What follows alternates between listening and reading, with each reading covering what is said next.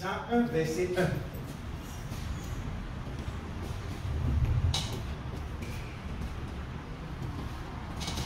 Jean chapitre 1, le verset 1. Il est écrit ceci, Jean chapitre 1, verset 1.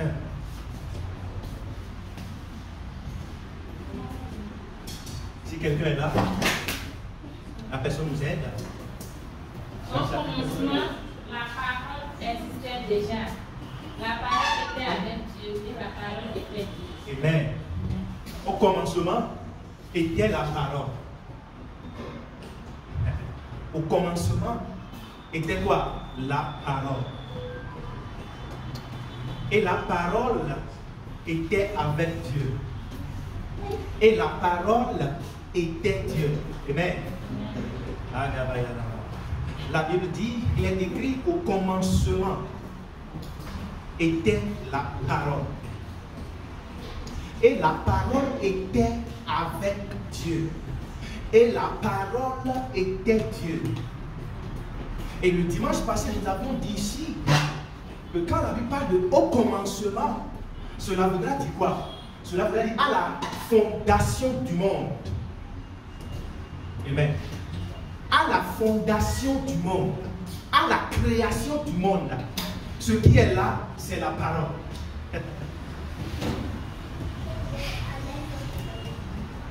Ce qui était là, à la création du monde, c'est la parole de Dieu. Amen. En dehors de la parole de Dieu, il n'y a pas d'autre chose. Ce qui était à la fondation du monde, ce qui était lorsque le monde est en train d'être formé, c'est la parole. Et la parole, c'est qui? Nous avons dit ici que la parole de Dieu n'est pas la Bible. La Bible n'est pas la parole de Dieu. La Bible n'est pas la parole de Dieu. La Bible parle des choses concernant la parole de Dieu. Amen. La Bible comporte les réalités concernant la parole de Dieu. Mais elle-même en question n'est pas la parole de Dieu. La Bible est le témoignage, rend témoignage à la parole de Dieu. Mais elle n'est pas la parole de Dieu. La Bible est le témoignage de la parole de Dieu. La Bible parle des choses concernant. La Bible rend témoignage. Les Écritures rendent témoignage de Jésus-Christ. Amen. Et donc, ce qui était au commencement, c'est la parole de Dieu qui est Jésus-Christ. Ce qui était au moment où le monde est en train d'être formé, il n'y avait pas d'ange. Non. Au commencement, il n'y avait pas d'ange. Ce qui était là lorsque Dieu était en train de créer le monde, il n'y avait pas d'ange. Il avait dit au commencement, il était ange. Et ange était avec Dieu. Et les anges sont Dieu. Non, il n'a pas dit ça. Il a dit au commencement, il était la parole. Cela dit, au moment où le monde est en train d'être formé, il n'y a pas d'ange. Non. L'ange fait partie de ce que Dieu a créé. L'ange fait partie de ce que la parole a créé. Donc c'est seulement la parole qui était là au moment où le monde est en train d'être créé. Donc il n'y avait pas d'ange. Non.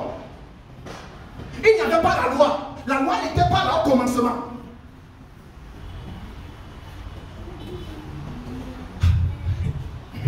Regardez, ça c'est ce qui était là. En dehors de ça, il n'y a plus rien.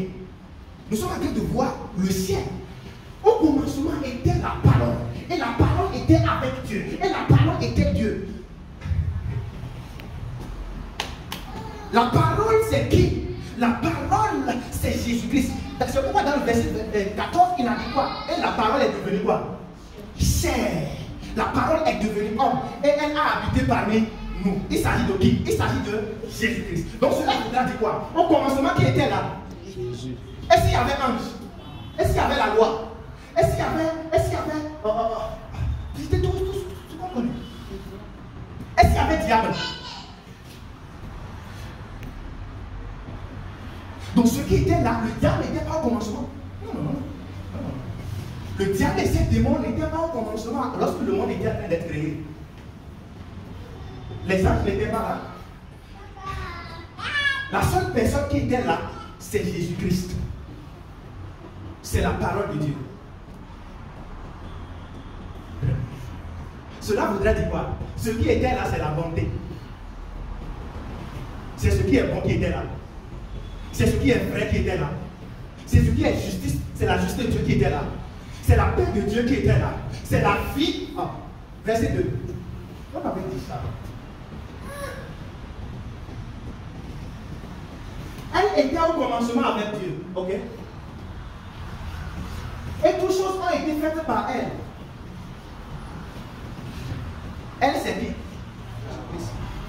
Jésus-Christ, la parole de Dieu. Donc, qui a créé toutes choses? C'est Jésus-Christ. Jésus-Christ est celui qui était là quand le monde est en train d'être créé. Et il est celui qui a créé le monde. Et tout ce que le monde renferme. Et il est celui qui a créé l'homme. Jésus-Christ est celui qui a créé Adam. Pour que nous aujourd'hui nous existions. Amen. Donc ce qui était là, maintenant regardez s'il vous plaît. En elle était quoi? En elle était la vie. En qui? En la parole. Et la parole c'est qui? Jésus. Donc au commencement, qu'est-ce qui était là? La vie. Ce qui était au commencement, c'est la vie. Et cette vie est appelée quoi? La vie éternelle. C'est-à-dire, ce qui était là, c'est la vie de Dieu. C'est l'immortalité qui était là. C'est l'incorruptibilité qui était là. C'est l'indestructibilité qui était là. C'est ce qui n'est pas qui ne peut pas être corrompu qui était là. Amen. C'est l'amour inconditionnel de Dieu qui était là. C'est la grâce de Dieu qui était, la grâce de Dieu, source de notre salut, a été manifeste. Donc cela veut dire, au commencement, c'est la grâce de Dieu qui était là. C'est la vérité qui était là. La Bible a appelé Dieu. David a dit, Dieu est bon. Amen. Dieu est bon. Au reste, frère, que tout ce qui est vrai, tout ce qui est honorable, tout ce qui est juste, tout ce qui est pur, tout ce qui est aimable, tout ce qui mérite l'approbation, ce qui est vertueux et digne de louange, soit l'objet de votre pensée. On avait vu ça le jour passé. Cela voudrait dire quoi? Pourquoi Paul disait ça? Paul disait ça parce qu'il avait la révélation de ce qui était au commencement. Donc cela voudrait dire quoi? Quand il reste frère, que tout ce qui est vrai, cela veut dire que ce qui est vrai était ce qui était au commencement. Amen. Donc cela veut dire au commencement, ce qui était c'est quoi? C'est ce qui est vrai. C'est ce qui est comment? Honorable, on l'avait dit. C'est ce qui est juste. C'est ce qui est comment? Pur. C'est ce qui est aimable. C'est ce qui mérite approbation qui était là. Ce qui est vertueux et digne de louange, c'est ce qui était là au commencement. Amen. Donc cela vous dit pas au commencement, il n'y avait pas la colère. Amen. Au commencement, il n'y avait pas la colère. Pour que le croyant démontre la colère. Vous ne comprenez pas. En fait, en Christ, notre réalité en Christ est hors de la chair. Notre réalité est spirituelle. Ce n'est pas charnel.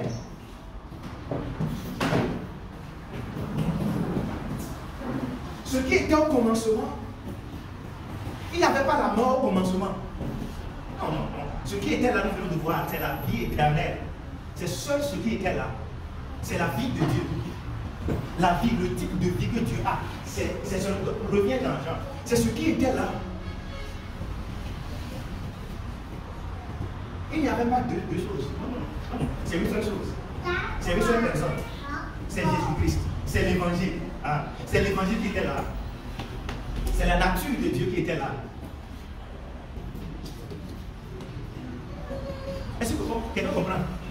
Cela voudra dire quoi? Tout ce qui est contraire à la vie, à Jésus-Christ, ne doit pas être vu au travers d'un croyant. Parce que notre réalité, c'est ce qui était au commencement. Et ce qui était au commencement, c'est Jésus-Christ. C'est la parole de Dieu. Amen. Et on a dit ici que la parole de la Bible n'est pas la parole de Dieu. Regardez, si la Bible était la parole de Dieu, quand Jésus-Christ est venu, il allait, on allait le voir, on allait ça, on allait la Bible.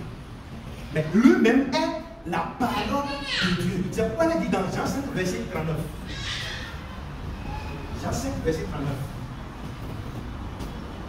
Jean chapitre 5, verset 39. Il dit, vous sondez les Écritures. Regardez, vous sondez les Écritures parce que vous pensez avoir en elle quoi? La vie éternelle. Maintenant, ce sont elles qui rendent témoignage de moi. Donc, les Écritures rendent témoignage de la parole de Dieu. Mais les Écritures ne sont pas en elles-mêmes la parole de Dieu, mais rendent témoignage à la parole de Dieu. Et vous cherchez, vous sondez les Écritures parce que vous pensez avoir en elles la vie éternelle. Donc, cela voudrait dire quoi? La vie éternelle n'est pas dans les Écritures. Hein? Ça veut dire qu'ils étaient en train de chercher le salut. Dans quoi? Dans les Écritures. Ils étaient en train de chercher le pardon des péchés dans la loi, dans les Écritures. Et quand la plupart des Écritures, ici, nous le savons en tant qu'étudiants de la parole, nous le savons que les Écritures, c'est l'Ancien Testament. Donc, vous êtes en train de fouiller papier, encre noir sur blanc, cherchant quoi dedans? La vie. Alors que ce sont tels qui rendent témoignage de quoi? De moi, la vie. Donc, la vie est venue. La vie, c'est une personne. C'est pourquoi il dit, je suis le chemin, la vérité et la vie. C'est pourquoi notre message, c'est le message de la vie éternelle. On peut garder la Bible quelque part et penser quoi? La vie éternelle. Parce que la vie éternelle, ce n'est pas dans les Écritures. La vie éternelle, c'est une personne. Et son nom, c'est Jésus-Christ. Les Écritures ont rendu témoignage à la vie éternelle. Donnez-nous Luc 24.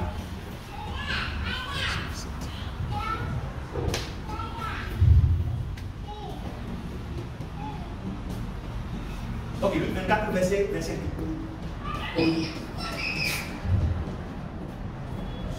Luc 24, verset 25.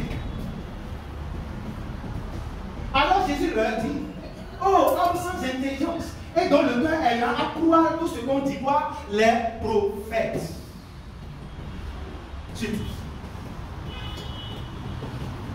Ne fallait-il pas que le Christ souffrit ces choses et qu'il entra dans sa gloire? Suite. Et commençant par Moïse. Il commença par Moïse. Commençant par Moïse, vous avez dit quoi? Il a commencé par les 5 livres, les Pentateuques. C'est Moïse qui a écrit les 5 premiers livres. Donc Jésus-Christ a pris les Écritures. Et il a dit, commençant par Moïse. C'est bon? Et par quoi? Tous les prophètes. Esaïe, Jérémie, en fait tous les prophètes. C'est bon? Il a commencé par l'Ancien Testament. Maintenant, il leur expliqua dans toutes les Écritures ce qui le concernait. Donc cela veut dire quoi? Les Écritures ne concernent pas, c'est-à-dire témoignent, rendent témoignage à Jésus-Christ. Mais les Écritures ne sont pas en elles-mêmes la parole. Jésus-Christ, non. Donc cela voudra dire quoi?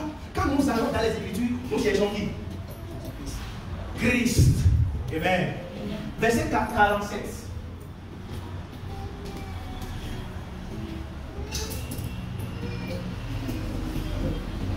Verset 47, s'il vous plaît.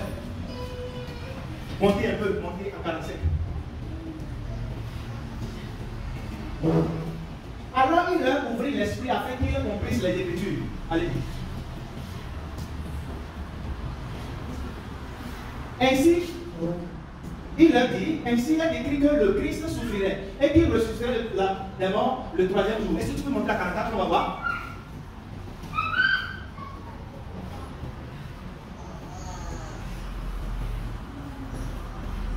Puis il leur dit, c'est là ce que je vous disais lorsque j'étais encore avec vous, qu'il fallait que s'accomplisse tout ce qui est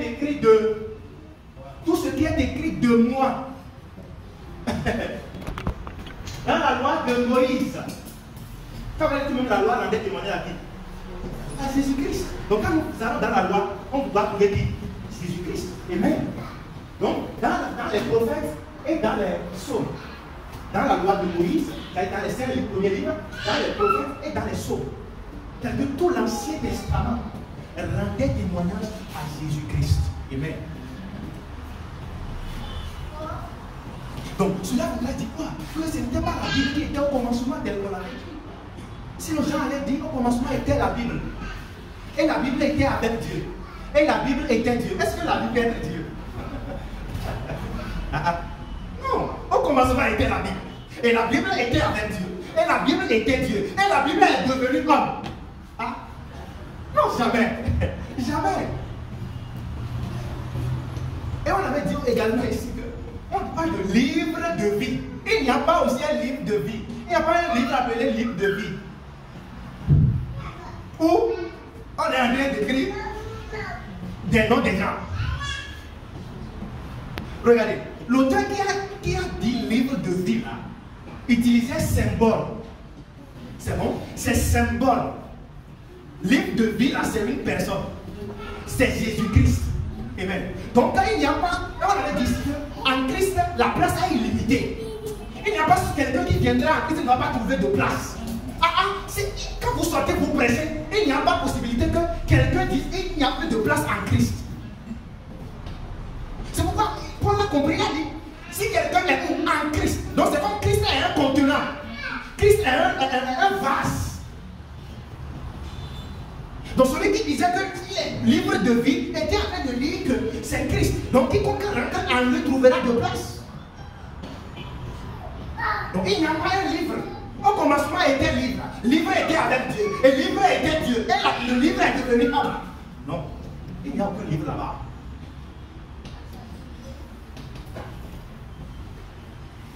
Satan n'était pas là.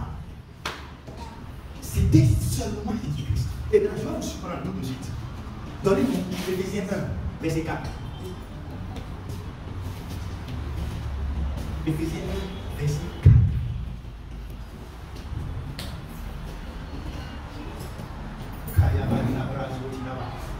En lui, Dieu nous a élus. Dis avec moi, en lui, Dieu m'a élu. Avant la fondation du monde. Maintenant, regardez quelque chose ici. Avant quoi? Avant la fondation du monde, Dieu nous a déjà élus.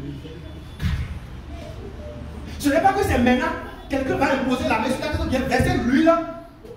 Verser une huile sur ta tête en train de dire que tu es en train d'être élu ou bien choisi. Ou bien quelqu'un a donné un verset au départ.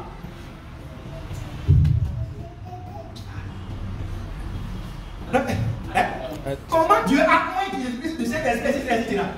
Comment Dieu a moins Jésus-Christ du Saint-Esprit? Maintenant, qu'est-ce qui constitue l'onction?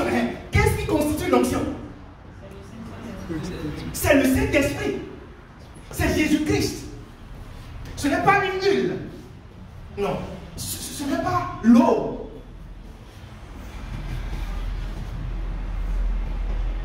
Vous savez comment Dieu a moins du Saint-Esprit et de force Jésus de Nazareth. Dieu a moins du Saint-Esprit. Dieu n'a pas moins de l'huile. Dieu n'a pas moins de l'eau. Dieu n'a pas moins du sel. Dieu a moins de quoi? Du Saint-Esprit. Donc le Saint-Esprit, toute personne qui croit en Christ possède quoi? Le Saint-Esprit. Donc cela voudrait dire quoi? Tu es moins automatiquement. Amen. Tu es choisi automatiquement. Donc revenons dans Éphésiens là. Éphésiens 4, verset 4. Donc, en lui, vous êtes élus avant la fondation du monde. Que veut dire élu? Être élu. Être choisi. Mis à part. Être mis à part. Exactement comme quand Dieu a tant aimé le monde, il a donné qui? Jésus-Christ. Donc, et vous êtes dans le monde, mais vous n'êtes pas du monde. Donc, du coup, nous sommes mis à part. En Christ, le croyant est mis à part. Est choisi. Donc, le critère de choix, c'est être où? En Jésus-Christ. Donc, toute personne en Christ est choisie, est élue d'office. Amen. Avant même la fondation du monde, c'est ça que ça ne date pas d'aujourd'hui. Notre bénédiction, notre élection, notre mise à part, le pardon de nos péchés, ce n'est pas d'aujourd'hui. C'était déjà préparé d'avance, avant même qu'on ne soit né. Donc quelqu'un vient dans ce monde, lorsque c'était en train d'être préparé, nous n'étions pas là. Amen. Mais c'était préparé que quoi? Ce serait où? En Christ. Donc toute personne en Christ est bénie de toutes sortes de bénédictions spirituelles dans les lieux célestes où? En Christ. Amen. Et donc,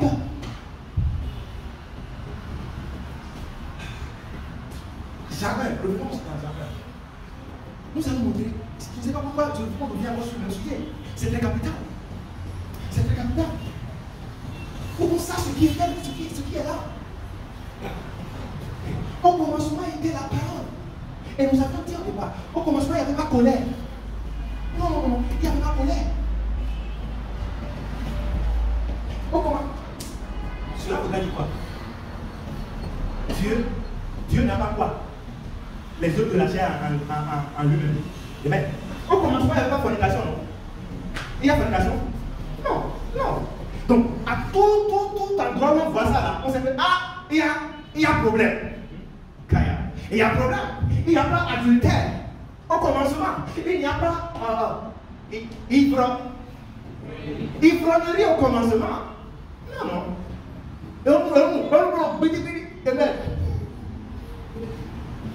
Dieu me m'a dit de prendre beaucoup. Et c'est beaucoup la santé. Je ne dis pas que l'alcool aussi, c'est des fois les médecins disent de prendre des trucs. Mais ce n'est pas là au commencement. Amen. D'autres prennent pour dire, ah non, Dieu n'a pas dit, il a dit de ne pas prendre beaucoup. C'est Dieu, il n'a pas dit de ne pas prendre. Mais c'est beaucoup là qui est la chose. Et il se cache derrière ça pour se gaver de l'alcool. Amen. Au commencement, il n'y avait pas d'alcool. Amen. Mais si le médecin dit de prendre, il faut prendre.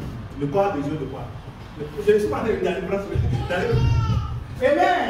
Donc au commencement, il n'y avait pas querelle. Hein? Au commencement, il n'y avait pas querelle là. Donc ça veut dire que dans la maison d'un croyant, on ne va pas voir.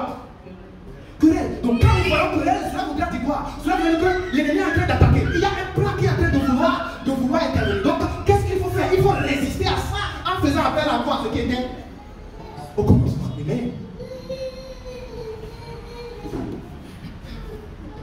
Il n'y a pas la haine au commencement.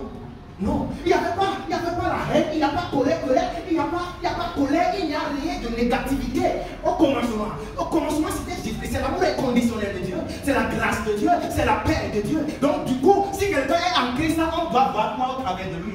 Ce qui était au commencement. C'est pourquoi nous avons besoin d'être enseignés, d'être nourris de notre réalité en Christ, pour que nous puissions démontrer ça à chaque instant.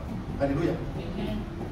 Ce qui était au commencement, c'est l'immortalité, c'est la vie. Donc du coup, quand on voit quelqu'un tomber par terre en train de mourir, on se rappelle qu'il n'y avait pas ça au commencement. Et donc, qu'est-ce qu'on dit? Qu'est-ce qu'on fait? Et j'avais donné l'exemple de Lazare le dimanche passé. J'avais donné l'exemple de Lazare. Lazare était malade. Lazare était malade gravement, il veut mourir.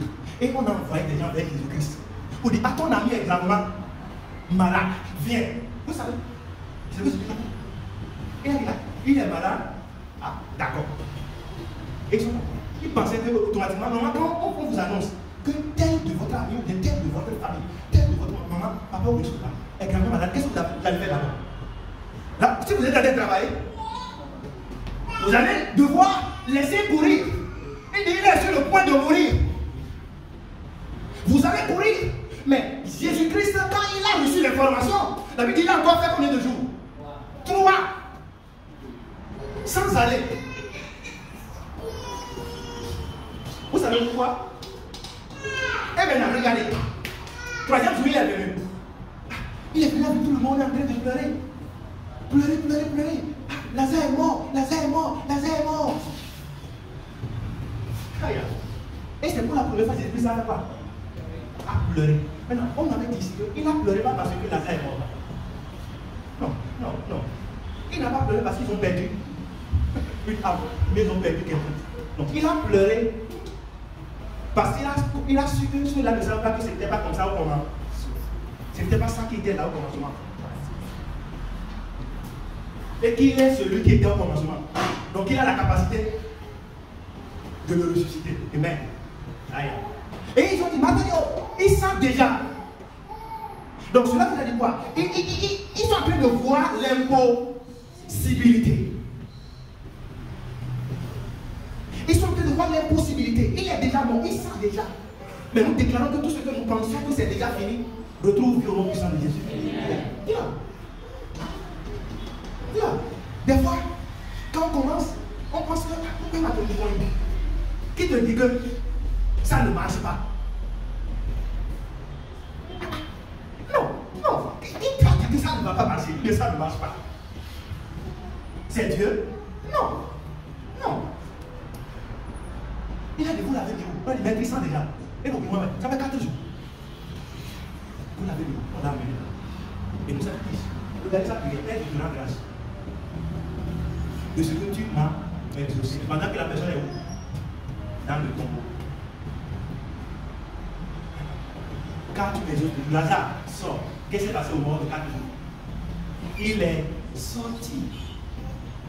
sorti. Donc cela voudrait dire quoi? Il a démontré un peu ce qui était au commencement. Que c'est l'immortalité. C'est ça qui était là au commencement. Donc cela voudrait dire quoi? Quiconque maintenant croit en lui, quiconque est en lui, est ressuscité. Éphésiens 2, verset 6. Éphésiens 2, verset 6. C'est juste un encouragement pour ce moment. Il nous a ressuscités ensemble avec lui et nous a fait asseoir dans les lieux célestes en Jésus. Amen. Il nous a ressuscités ensemble. Nous là c'est qui? Il a compris. Hein? Nous c'est qui? Nous qui avons cru. Donc quiconque croit en Jésus-Christ, quiconque est persuadé que Jésus-Christ est mort pour ses péchés, enseveli, est ressuscité. La personne là est ressuscitée avec Jésus-Christ. Amen. Donc là où vous êtes présentement, vous êtes ressuscité en Christ. Dis avec moi, je suis ressuscité avec Christ. Je suis ressuscité avec Christ. Et quand les gens chantent le jour de Pâques, Pentecôte, Galilée, Galilée, Galilée, je viens de la Galilée. Jésus m'a d'annoncer à tous ses frères qu'il est ressuscité. Toi, alléluia, chantons. Jésus-Christ est sorti du tombeau. Et regardez, la raison pour laquelle nous chantons alléluia, dis-toi, ce n'est pas parce que lui est ressuscité. Parce que lui il est résurrection. Les gens doivent savoir pourquoi il crie alléluia, pourquoi Christ est ressuscité. La joie n'est pas le fait que Christ est ressuscité, non. La joie là est le fait que je suis ressuscité parce que lui est ressuscité. Est-ce que quelqu'un comprend ce matin? La joie là ne vient pas du fait que Jésus-Christ est ressuscité. Non, parce que lui il est la résurrection, il est immortel. La joie là vient du fait que lorsque nous étions tous morts, condamnés, finis en enfer, il nous a pris avec lui. Et lorsqu'il est en train d'être sorti du tombeau, c'est nous qui étions en train d'être sortis du tombeau. Lorsqu'il était en train d'être sorti de l'enfer, c'est nous en Christ qui sommes en train d'être sortis de l'enfer. Amen. Donc notre victoire, notre chant d'alléluia, victoire là vient du fait que c'est nous. Amen. Et il dit, et il nous a fait asseoir, regardez, ensemble dans les lieux célestes en Jésus-Christ. Il nous a fait asseoir. Dis, je suis assis dans les lieux célestes en Jésus-Christ. Vous êtes assis maintenant où?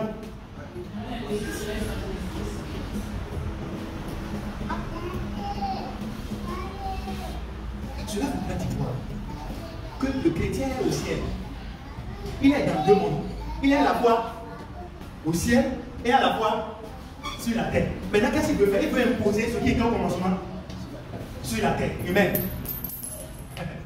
C'est pourquoi il a dit, apprends-nous à prier. Il a dit, dites notre Père qui est aux cieux, que ton nom soit que ton règne vienne là, on a dit que ce qui était là au commencement se passe exactement sur la terre. Or, ce qui était là, c'est la vie éternelle. Donc, que tout le monde sur la terre est quoi?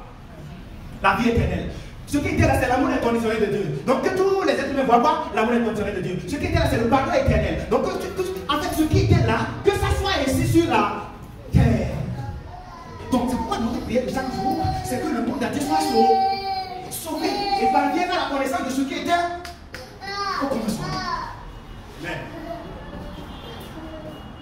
Oh, c'était pas mon enseignement ce matin. C'est pas pourquoi je suis allé sur revenons à l'enseignement. Et donnez-nous rapidement Éphésiens 8, Jean 8, verset 57.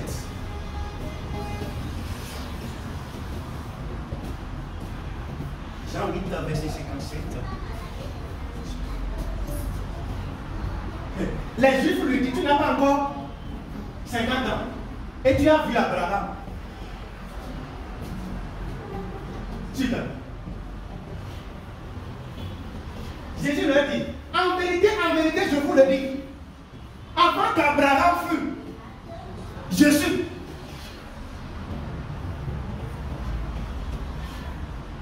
Et il dit, quand vous voyez Jésus-Christ à chaque fois, il dit, en vérité, je vous le dis, faites très attention.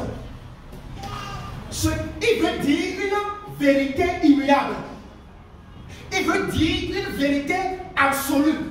Il veut dire quelque chose que personne ne peut changer. Et même, quand vous voyez, il prend la parole, en vérité, je vous le dis, assoyez-vous et faites très attention à ce qu'il va dire. Parce que ce qu'il va dire sera définitif. C'est une vérité, une volonté absolue que personne ne peut changer.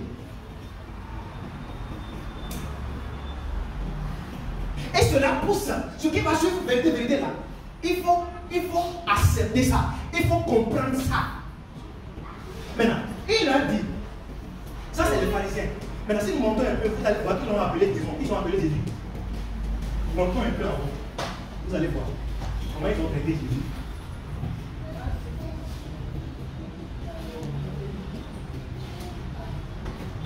Maintenant, lui dire les Juifs, nous connaissons que tu as un démon.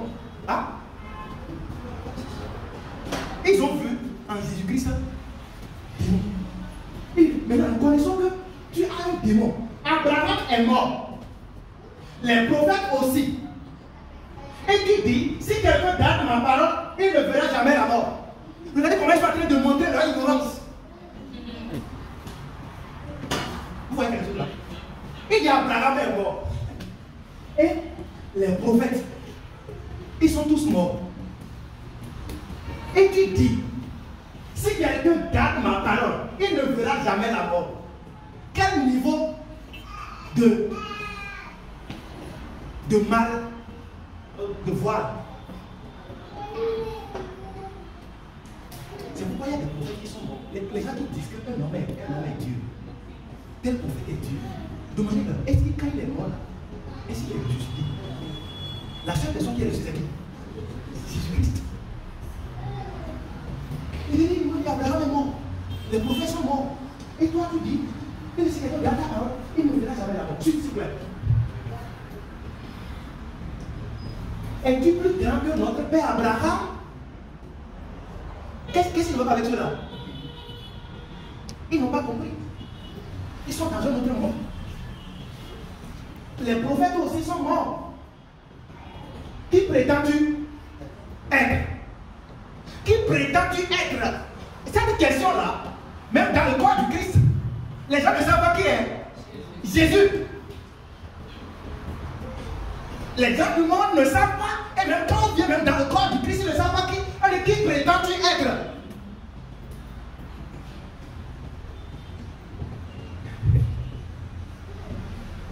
Donc cela veut dire que la réponse qui va suivre, c'est la vérité. Hein? Qui prétends-tu être? C'est comme cette question-là vous avez dit. Qui prétendez-vous être? Vous avez dit, je suis Zéliaman. Je suis commerçant. Je suis. Non. Vous dites, je suis ministre. Ambassadeur de qui? S'il y a encore autre niveau il faut donner le niveau. Votre réalité, c'est spirituel. Mais juste parce que nous sommes dans un monde où c'est déjà corrompu, c'est pas notre travail. Donc vous ne donnez pas.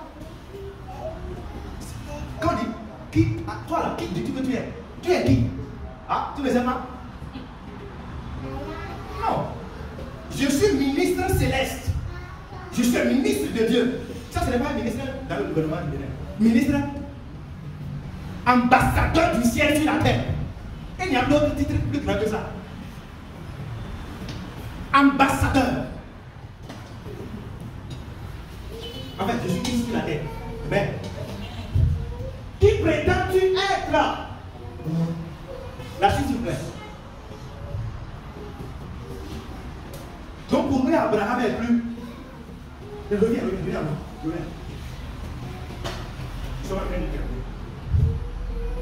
Es-tu plus grand que notre père, Abraham? Et aujourd'hui, les gens prennent Abraham comme modèle. Notre père Abraham. Abraham est le père. Est-ce qu'Abraham était au commencement? Non, Abraham n'était pas au commencement. Es-tu plus grand que notre père Abraham? Donc pour eux, il n'y a plus quelqu'un plus grand que Abraham. Donc Abraham a pour eux le salut. S'il vous plaît.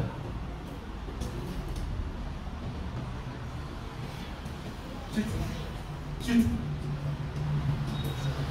Jésus répondit, si je me glorifie moi-même, ma gloire n'est rien. C'est mon Père qui me glorifie. Lui que vous dites être votre Dieu. Allez-y. Et que vous ne connaissez pas. Pour moi, je le connais.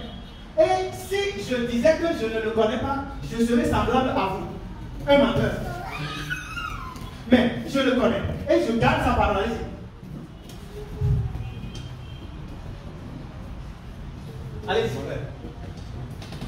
Abraham, votre père, a tressailli de joie de ce qu'il verrait quoi? Mon jour. Il l'a vu et il s'est réjoui. Suite. Les Juifs lui disent, tu n'as pas encore 50 ans et tu dis, tu as vu Abraham. Ce n'est pas question d'âge. Non. Il dit, tu n'as pas encore 50 ans. Il pensait que quoi, c'est un problème de quoi? D'âge. Jésus-Christ n'avait pas effectivement 50 ans. Mais ce qu'il dit là, ils sont en train de comprendre ce qu'il est en train de dire. Mais pour eux, Dieu, si quelqu'un veut s'auto-proclamer Dieu, la personne doit avoir quoi? C'est dans longueur d'âge. Tu n'as pas encore 50 ans et tu dis, tu as vu Abraham. Regardez, en Christ, vous êtes plus vieux que celui qui est dans le monde et qui a 80 ans. Oui. Un enfant de 17 ans qui a Jésus-Christ, c'est bon. Est plus vieux que celui qui est au village, qui a 80 ans, qui n'a pas encore Christ. Amen. Donc, les Juifs lui disent, tu n'as pas encore 50 ans et tu as vu Abraham. Allez-y.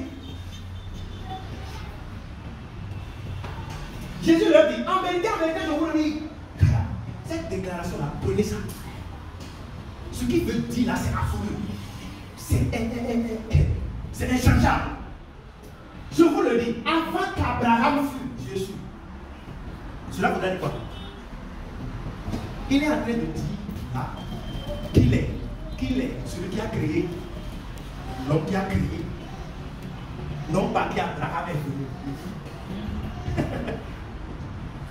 Il est celui qui a créé l'homme.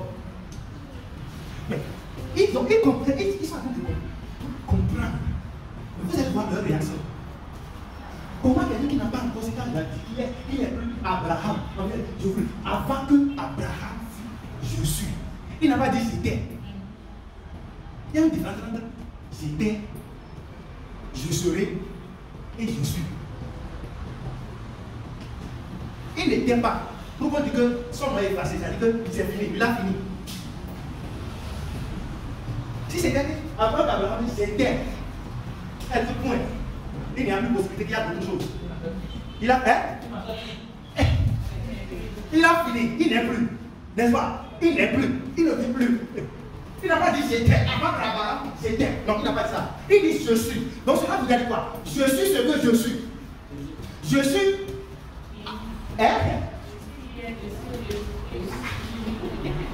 Je suis immortel hier, je suis Dieu hier, aujourd'hui, éternellement. Je suis hier, je suis aujourd'hui et je suis éternellement. Il n'était pas amour. C'est bon? Il n'était pas amour.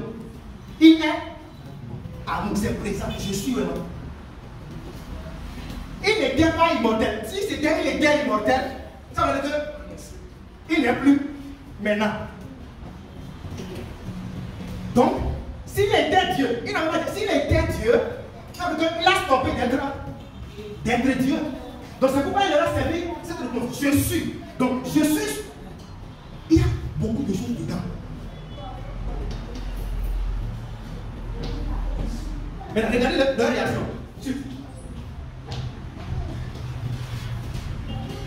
Jésus leur dit, là-dessus, il prit quoi? Des pierres pour les jeter contre lui. Mais qu'est-ce qu'il dit?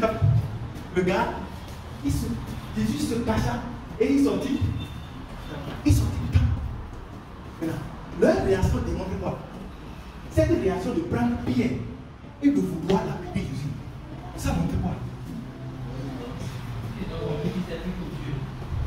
Pardon? Ils ont compris qu'il est servi de Dieu. Merci. Ils ont compris que Jésus-Christ s'est considéré comme Dieu, s'est pris comme Dieu. Et pour eux, non. Donc ça veut dire que cette action, ça fait le rejet de qui? Le rejet du salut, le rejet de Dieu. Comme aujourd'hui nous l'expérimentons. Vous allez quelque part, vous prêchez, vous dites Jésus-Christ est Seigneur, Jésus-Christ est Dieu. Ah, c'est comme si on va voir.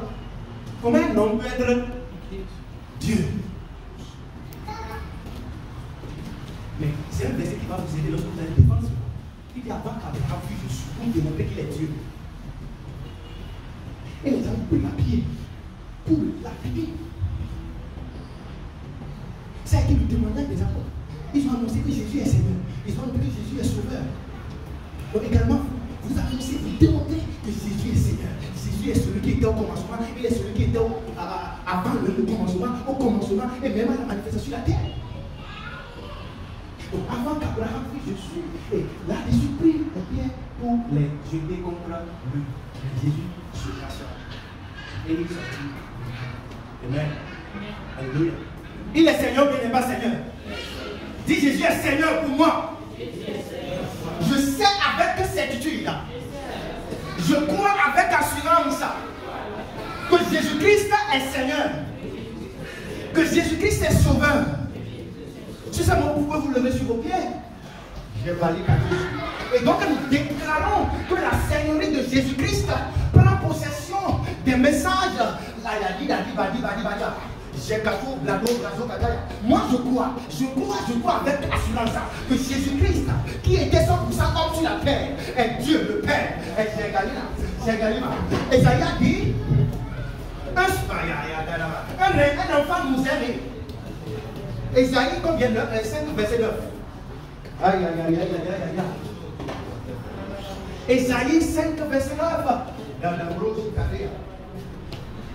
Les brasa katou brasi katou de machika baila.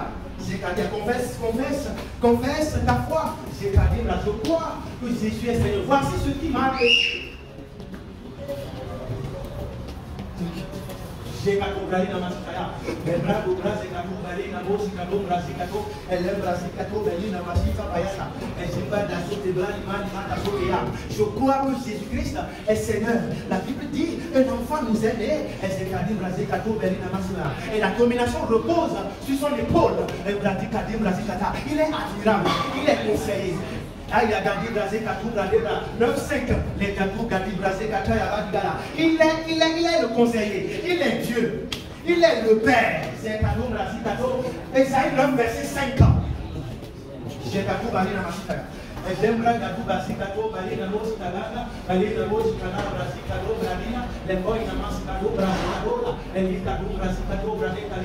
Car un enfant nous aide, un fils nous aide, et la domination reposera sur les pauvres. On l'appellera Adrien, conseiller. Dieu puissant. Qui ça? Jésus-Christ. Dieu puissant. Père, comment? Éternel. Père éternel. Qui est éternel? Jésus-Christ. Donc Jésus-Christ est où maintenant? Donc je suis comment? Déclare avec moi, je suis éternel en Christ. Je suis éternel. C'est notre réalité en Christ.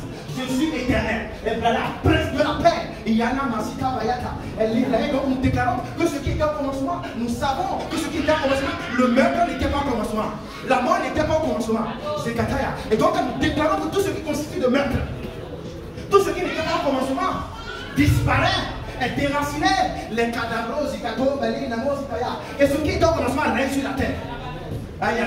La vie éternelle était au commencement. Donc nous déclarons que la vie éternelle règne sur la terre.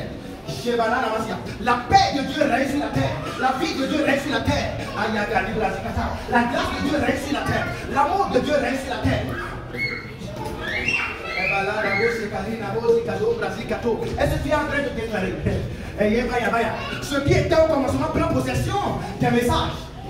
C'est appelé dans les églises. Parce que nous voyons que dans les églises aujourd'hui, même dans le corps du Christ, nous ne voyons pas encore ce qui est au commencement régné. Il dit la moisson est grande. La moisson est grande. Et il y a peu d'ouvriers. Priez le maître, priez le Père, afin qu'il envoie des ouvriers dans la moisson. La moisson est grande. C'est-à-dire quoi? Ce qui n'est pas de mon Père, c'est ça qui est grand sur la terre. Et donc, ce n'est pas ce qu'il veut. Ce qu'il veut, c'est que le monde entier soit sauvé et parvienne à la connaissance de la vérité. Et donc, quand nous imposons cela, nous déclarons cela, que la vérité prend possession des messages, les programmes qui viennent, le programme de fin d'année, les gens sont sauvés, plusieurs sont sauvés et sont parvenus à la connaissance de la vérité. Les conférences, les croisades qui viennent, est-ce que tu peux déclarer avec une sincérité de cœur que ce qui brûle dans le cœur de Dieu, c'est ce qui se passe. C'est ce qui se passe dans les foyers. Les Kaïnamasa, nous déclarons que dans les foyers, ce qui n'était pas au commencement ne se verra pas dans les foyers. Les cadeaux brasica. Et donc tout ce qui n'est pas au commencement, les bâtis, la masika vapiana, les moïs, la masika yata, les sibrado, les brosika yata, les cadeaux brado, les masika yata, les cadeaux brasica, les jacoli, la masika malina, les brasica, les masika yata, les brasica, les masika yata. C'est le nom puissant de Dieu que nous avons prié. Père, nous te rendons grâce. Parce que lorsque nous étions éloignés de toi, lorsque nous étions séparés de toi, lorsque nous portions la mort comme notre identité, tu nous as donné ton identité qui est la vie. Et tu as repris notre position. Et tu es revenu en vie le troisième jour. Reçois la gloire puissante de Jésus-Christ. Et nous déclarons que cette vérité est implantée dans les églises universelles au nom puissant de Jésus. Cette vérité céleste est établie dans l'église universelle au nom puissant de Jésus. Et nous savons que ce que tu veux, c'est que tous les hommes soient sauvés. C'est ainsi au nom puissant de Jésus. Nous savons que ce que tu veux, c'est que le monde entier parvienne à la connaissance de la vérité. Et c'est ainsi au nom puissant de Jésus. Alors que nous entrons dans une nouvelle semaine, c'est une semaine bénie pour chacun de nous au nom puissant de Jésus. Ce qui était au commencement, c'est ce que nous verrons tout au long de cette semaine au nom puissant de Jésus. La grâce de Dieu accompagne tout ce que nous faisons au nom puissant de Jésus. C'est au nom puissant de Jésus que nous avons prié. Amen.